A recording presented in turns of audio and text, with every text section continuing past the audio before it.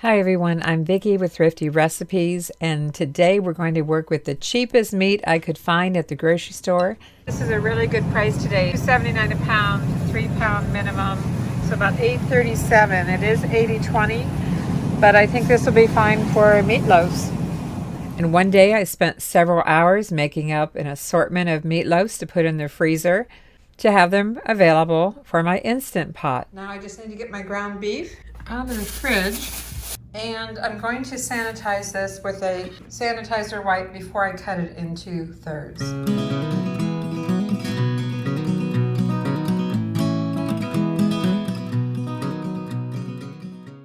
I think they're fairly equal.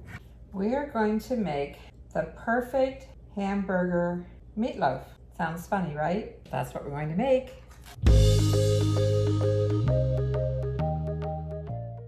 What do we need for the perfect hamburger meatloaf besides ground beef? Well, we need to start with 1 egg.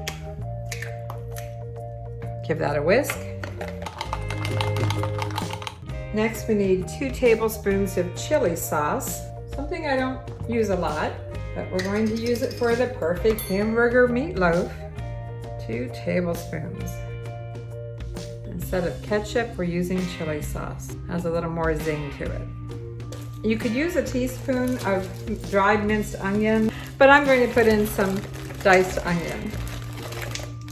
And this ingredient I've never used in a meatloaf, horseradish. Never used that. Never, never, never. I don't have any just prepared horseradish, so I'm just going to use the horseradish sauce. Another ingredient with a kick. Have you ever put horseradish in your hamburger? Not me. 1 teaspoon of Worcestershire sauce, and I'm just going to use the one that I just used for the horseradish. A lot of meatloafs have this in it. 1/2 teaspoon of salt and a dash of pepper. Just give that a little stir.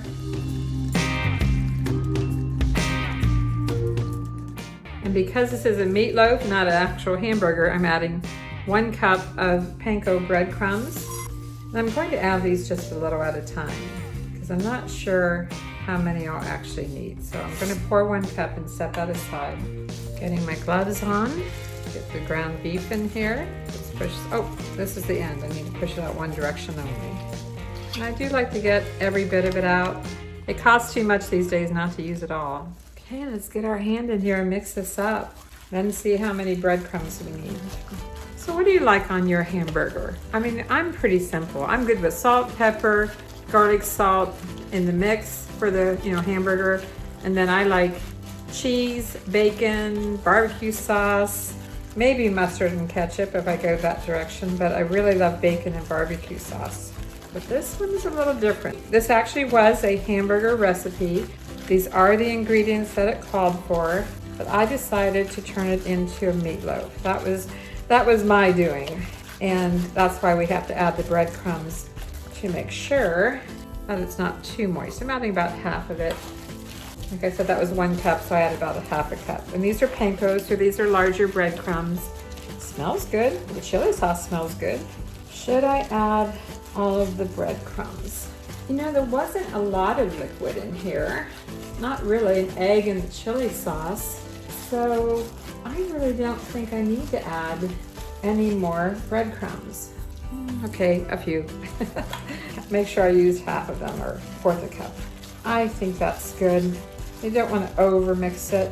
And I did add the onions too, and that kind of thickened everything up. All right, I do have a little takeout bowl that I saved, a little round bowl. I lined it with some plastic wrap.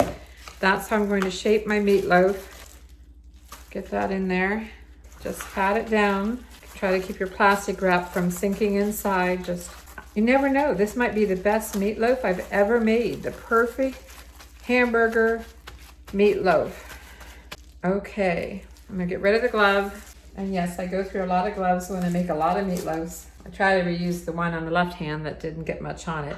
All right, let's fold this in. Try to cover it as best as possible. I can always add more plastic wrap later. I will pop this in the freezer for a few hours. When it's frozen enough, I'll take it out of here and I will put it in a Ziploc bag or maybe even vacuum seal it. But I do need to put on here what I made so I don't forget. In fact, I think I forgot to label the last one. I'm going to put the date, and this is the perfect hamburger meatloaf. There you go. All right, into the freezer it goes. I have a cheesy hash brown casserole in the oven. This may be a separate video, or I may include it, so keep watching. I thawed the meatloaf overnight in the refrigerator. It was completely thawed come dinner time. I took my steamer pan, which you will need some kind of riser or something to place your foil wrapped meatloaf in or on.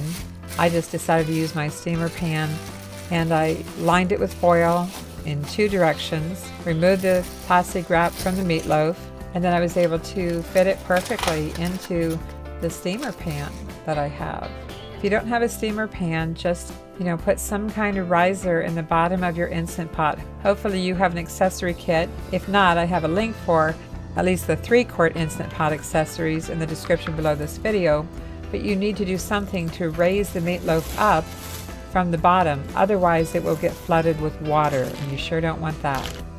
I like to put a sauce on the meatloaf before I bake it, so I'm just using a couple of tablespoons of ketchup and 1 tablespoon of packed brown sugar. Just stir that up really well, and then using a spoon I just spread it on top of the meatloaf. I like to use the back of the spoon to spread it around. This saves a step at the end. You don't have to pull the meatloaf and put it under a broiler. I just find that's not really necessary. I like putting the sauce on before I cook it. To create little handles for when I take this out of the Instant Pot, I just kind of roll the foil down a little bit to stiffen it up.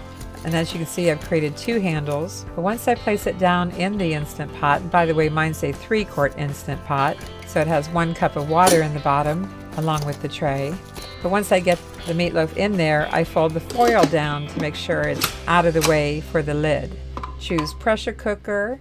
I cooked the meatloaf in the Instant Pot for 30 minutes. When it was done, I let it cool down for about 10 minutes naturally before I did a quick release. And do be careful when you do a quick release. That's when you're moving it from sealing to venting. I always like to use a wooden spoon and stand back a little bit and slowly release it. And be careful because it is very, very hot, to be expected. Those handles that I made with the foil are going to come in handy now. Steamer pan stayed with it. That's okay. I just placed it on a hot pad and used tongs to open up the foil. And then I tried my little silicone mitts. Now, here's what nobody wants to tell you on YouTube. Nobody wants to show this part of it. But when you make a meatloaf, just like in the oven, you get a lot of grease. Well, in the Instant Pot, you get a lot of grease too. And you have to figure out a way to deal with that. I just took a half sheet of paper towel and kind of rolled it up and tucked it in around the side. I pulled back the foil and I repeated the process 2 more times. 2 more pieces of paper towel, and as I said, they were just half sheets. I tucked them directly down in around the meatloaf using my spatula. It's amazing how fast that paper towel absorbs the grease. And then using tongs and the bowl that the meatloaf was originally in, I just pulled the 3 pieces of paper towel. The grease-soaked paper towel, as I said. The part of making a meatloaf in the Instant Pot that probably no one else will show you. It's not the pretty part. It took 2 utensils to lift this out of the foil, and I placed it on a serving plate. Now take a look at that. Yes, that is 1 gigantic hamburger. Only this is the perfect meatloaf ever. Well, the taste will tell the truth on that. But it looks like a big burger, doesn't it? It's just Mark and myself, so I like to cut the meatloaf into 4 pieces, 2 for dinner that night and 2 pieces for leftovers. And you can still see the ketchup and brown sugar sauce that I put on top, so no need to put this in the oven to broil. At least I haven't found the need to. That's just an extra step. It looks extremely moist. Our side dish is a hash brown casserole that I made, and I'll be releasing that soon as a separate video. So be sure to subscribe for that recipe and many others I have on my channel, Thrifty Recipes. So how does it taste? Well, it tastes like the most moist meatloaf you've ever had. We found it to be softer than what a meatloaf would be if baked in the oven. But Mark and I are both okay with that texture. It is so moist. As to the flavor, The author of that recipe, and this was just one of those church cookbooks, you know, where everybody contributes recipes, she said it was the perfect hamburger recipe. Is it the best meatloaf recipe? Well, I will say it was very good, but the chili sauce and the horseradish sauce got lost in there somewhere. So if you really want to taste those two flavors of those ingredients, I would double those ingredients. And the hash browns made with cream of mushroom soup, very different spin on it. We always use cream of chicken soup, but it was really good, very moist, and we enjoyed everything, the meatloaf and the potatoes, for another dinner a few days later. So very, very good. Very, very moist. And really very, very easy to make. I hope you like this video. Be sure to like and subscribe, and thanks for watching. I'm Vicki with Thrifty Recipes, and I'll see you soon.